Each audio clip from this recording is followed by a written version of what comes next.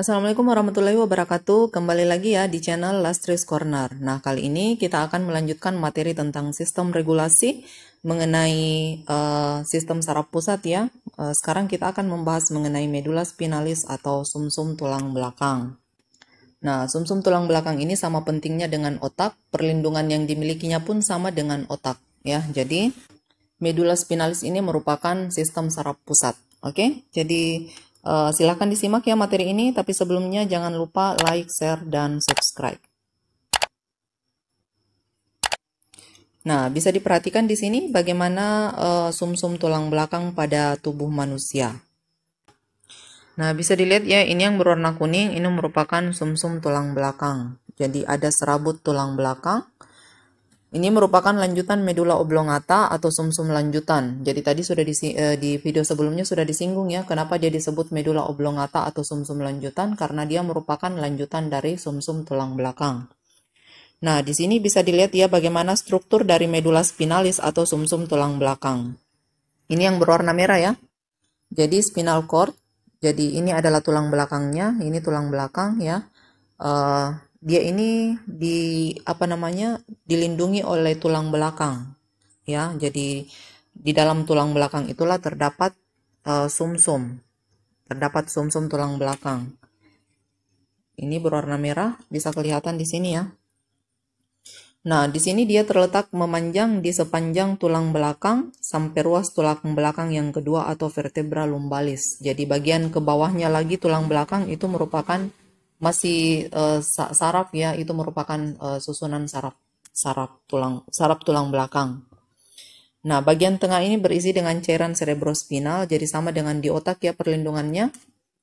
Di otak tadi dilindungi oleh benteng yang sangat kuat, yaitu tengkorak dan cairan cerebrospinal. Nah, dituntun tulang belakang juga di sini dilindungi oleh tulang belakang dan juga dilindungi oleh cairan cerebrospinal dan juga selaput meninges. Jadi di sini juga tetap ada selaput meninges ya, seperti halnya yang ada pada otak. Nah, kalau dibelah itu bentuknya seperti ini ya. Jadi kalau dibelah itu sumsum bentuknya seperti ini. Ya, jadi di sini ada saraf spinalnya, ada gray matter ya atau bagian berwarna abu-abu, ada yang white matter yang berwarna putih, kemudian ini yang bentuk seperti sayap itu disebut gray matter ya yang berwarna abu-abu. Kemudian ada neuron sensorik ya, neuron sensorik, kemudian neuron motorik, kemudian badan sel neuron motorik. Nah, ini merupakan bagian-bagian dari sumsum tulang belakang. Jadi bagian tengahnya ini berisi cairan cerebrospinal seperti halnya yang ada pada otak. Kemudian irisan melintang ya, jadi yang ini ya, ini adalah irisan melintang, itu menunjukkan substansi alba. Ini yang berwarna putih ya, namanya substansi alba bagian luar. Kemudian substansi grisea ini yang berbentuk kupu-kupu ya, ini yang berwarna abu-abu. Ini merupakan bagian dalam. Nah, tadi sama dengan otak, dilindungi oleh juga selaput meninges. Jadi kalian bisa lihat di sini ya, ini ya pia mater. Ini paling dalam ya, pia mater, arachnoid. Ini yang di luar ya. Kemudian ini dura mater yang paling dalam, yang paling luar ya. Nah, di sini bisa diperhatikan ya bagaimana sumsum tulang belakang strukturnya ya. Jadi ini bagian substansi kelabu ini masih terdiri lagi dari beberapa bagian ya. Substansi putih tadi masih dibagi lagi, ada kolumna posterior, anterior, lateral. Kemudian ada ganglion akar dorsal, ganglion akal ventral, kemudian visura ya. Ini merupakan struktur dari sumsum tulang belakang. Nah, kemudian selanjutnya oke, jadi untuk yang tadi ya ini ya untuk substansi alba.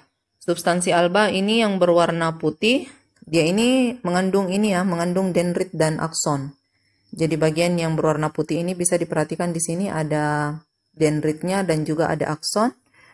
Dia berfungsi untuk menghantarkan impuls dari dan menuju otak. Ya, jadi dia menuju otak dan dari otak ke efektor. Jadi itu fungsi dari substansi alba. Kemudian bagian substansi grisea ini yang berbentuk kupu-kupu berwarna abu-abu. Ini mengandung serat saraf dan dia tidak mempunyai mielin dan sinapsis. Nah, ini terbagi lagi menjadi dua. Ini sayap dorsal dan sayap ventral. Nah, di sayap dorsal ini di sini ditemukan adanya saraf sensorik atau aferen ya yang berhubungan dengan reseptor. Sedangkan sayap ventral di sini ditemukan badan sel saraf motorik atau eferen yang membawa impuls dari dan menuju ke otak, ke efektor ya.